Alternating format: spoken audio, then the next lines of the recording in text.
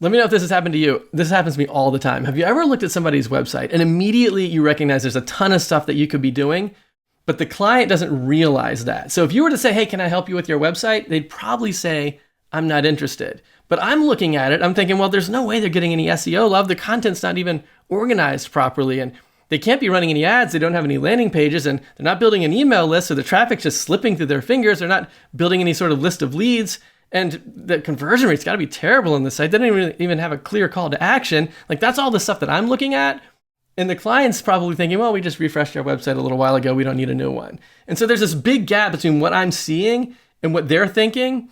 And so how do you close the gap so you can actually help people that aren't shopping for websites right now? And so I've come up with this concept. It's called push, probe, plan.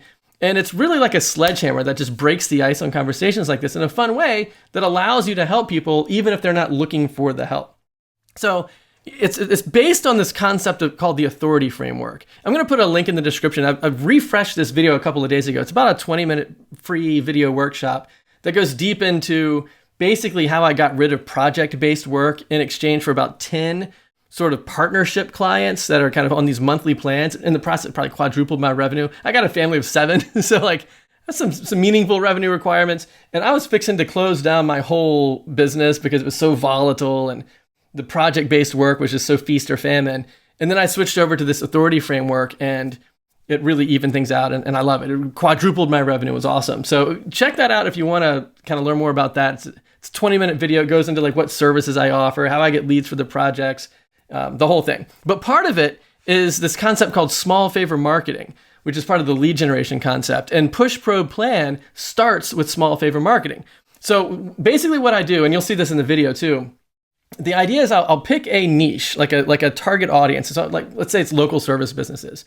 And then I'll define some kind of a solution. Like, how do I really help someone in a deep way? Like, how do I drive traffic? How do I generate leads for those people? And how do I convert the leads into clients? How do I improve client retention and customer loyalty and build social proof? So I have this whole stack of things. And like in DoubleStack, I can help you with it too. It's also in this video.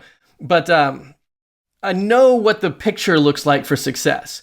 And then I'll pull one thing out of that stack as a tool that I can use to kind of help people get started with just one thing for free. And so for me, like I've got this app here on my phone. I got Garfield there. So I've got this app that I use to help people get more reviews for themselves. And so I'll say, hey, this is the app that I've got, and it's great for inviting your clients to leave Google reviews for you. Do you ever wish more of your customers would write reviews? And everybody, like all local business owners, want more reviews. And so everybody says, yeah, that'd be great. And so, but look what I'm doing. I'm positioning myself in a position of authority. Like I'm showing my authority without talking about it. What I mean by that is I'm not saying I'm an expert in local marketing. What I'm actually doing is I'm saying, hey, I know how important reviews are for local businesses. And it's so easy for me to help you get them that I can give you this app for free. Do you see what I mean by that? So I'm positioning myself in authority. And think about the difference between what you would think of as someone who could do that versus just a garden variety web designer who's just trying to sell you a website from the first pitch.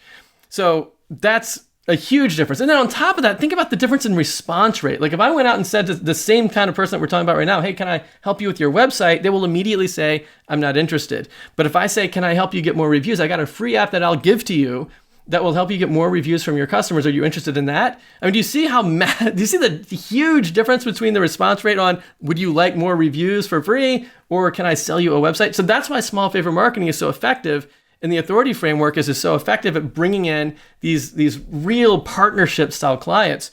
So anyway, even if you built your website yesterday, you'd probably still be interested in getting some more reviews.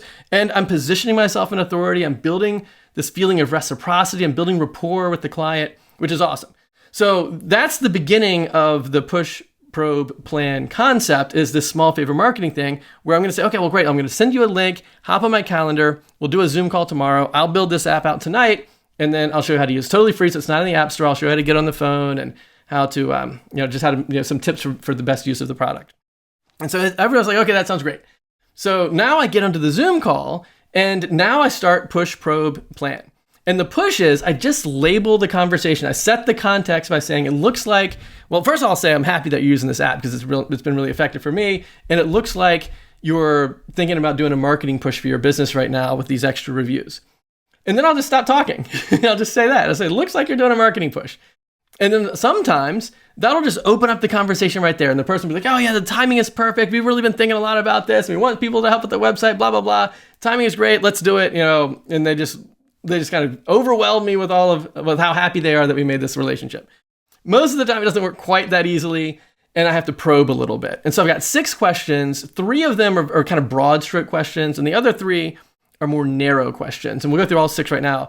But the broad stroke questions, the first one I would say, like after I just kind of label the conversation, it looks like you're doing a marketing push, they'll respond in some way. And then I'll say, well, what's driving your interest in building up your reviews right now? And that kind of helps probe in a little bit more. And they might say something like, oh, we got a bad review that is really stressing me out, or new competition moved in down the street and they've only been around for a couple months, but they've got 1 million reviews and we only have 3, even though we've been around 10 years. Or something will come up like that. That's really helpful for me to kind of know what the context is of these businesses. And then the next broad question that I'll say is, well, other than these reviews that you're working on, are you doing anything else to help market your business online? And I want to know that because a lot of times the clients that I work with are right at that spot where they've been doing stuff internally. Like they've been doing their own social media, their own website, just kind of whatever they can on their own. And they've gotten to the point where, like, even if they knew what to say on their post or on their website and stuff, they don't really have the time to manage it and do it. And they're just feeling frustrated and overwhelmed by it, which is great because I can help a lot with all that stuff. But sometimes they'll say things like, well, we ran this ad campaign and it failed, or, the SEO people don't seem to be doing anything. They'll say stuff like that. And I can begin to kind of unpack, well, based on what I've looked at on their website, I kind of know what the problems are already. I mean, the whole conversation that you and I just started was based on the fact that I'm looking at their website and I can tell that they need the help, but they don't realize it yet. And so I would like them to tell me what kind of stuff they're working on. So that kind of puts it in the context of what they're thinking. And then the third broad question is, well, has anything changed recently that made you want to put some effort into your online marketing? And so it's kind of a broad stroke question to see what's changed. And it could be they've launched a new location, they've hired new people, they lost a whale client and they need to bring their revenue back up after having lost that big client or whatever. So that's helpful to know. And then I'll go into the specific questions. And the first specific question I'll say is, well, tell me what success looks like for you. Because like if they just said what's changed, a lot of times it's a negative change. Like I lost this whale client or whatever. So I'll say, well, tell me what success looks like. Like how many clients would you like to be working with every month? And then they'll usually say something, well, we normally work with like 10 to 15 clients per month. And now it's more like 8 to 10. I'd love to get it back to like 15. But if we could get up to 20, that would be awesome. And so now that's kind of telling me like, how hard do I need to hit the ball? Because if someone says, well, we just need a couple extra clients here or there, I can probably do that organically. If someone says, I want to double my business, like in this situation, I'm got to hit the ball a lot harder. Probably have to run some ads and stuff for that, right? So that's kind of helping me get context for how big of a marketing push we're actually going to be doing. So then I have 2 more questions. The next one is, well, what does that mean for you? I want to know why. Because like when you and I are having conversations like this, it's easy to say, well, I want to double my revenue. I want to make $1 million. I want to add 6 figures to the business. It's easy for us to throw these numbers around like it's just theory. It's just a game or whatever. But in the real world, like people usually have decent reasons for why they want to make the money they want to make. I don't know, maybe they want to pay off debt or college debt. Maybe they want to travel more or save money for kids' college or just, whatever it might be, buy a new house, whatever. They usually have reasons why they would like to make some more money. And it's nice to know what that reason is because now I'm kind of getting to know people, but also the reason why is really what sustains you when things get hard. And so it's nice to know what that is if for nothing else other than just motivation and just to kind of keep your focus. So I think that's a really great question. And then it also sets me up for the last question is, which is we've talked about what the results are. We've talked about why you want the results. Well, what do you feel like is holding you back right now from doing all of that? And that's usually going to zero things in to probably their biggest pain point. And then I'll listen to that and I'll probably be able to help with it. And that's going to help me figure out, well, how do I convey to the other person what it is that's missing in their marketing plan that's going to help them with that main problem? Because keep in mind, we started this whole thing where like you and I, we know what the stack is.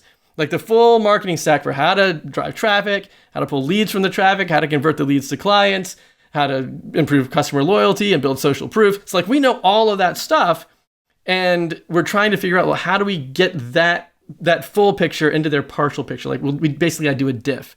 And that's where the plan comes in. And so I'll say, well, are you too busy for me to take a look at your Google profile and your website right now? Just kind of see if there's anything else we can optimize. Because now we've got all of this information for what I know what they're looking for, so I know what they need. And I'll say, look, would you be too busy for me to check that out? And most of the time, we have rapport. They think of me as of an expert now. And they're like, oh man, that'd be awesome. I would love it if you would do that. And now I can get into the plan section of the conversation where I basically do that diff of what they need and what they have. And I say, hey, if I was in your situation, here's a couple of things that I would do. And I'm going to mention probably like 2 or 3 things that are just kind of broad stroke, big picture ideas for what I would do in their situation to help achieve that main goal that they just talked about by overcoming the main problem they just mentioned. And then that's the conversation that opens up into these awesome kind of partnership style recurring revenue clients. It's really awesome. So the details of like what services I offer, how I get the leads and all that stuff, that's going to be in the Authority Framework video. So check that out.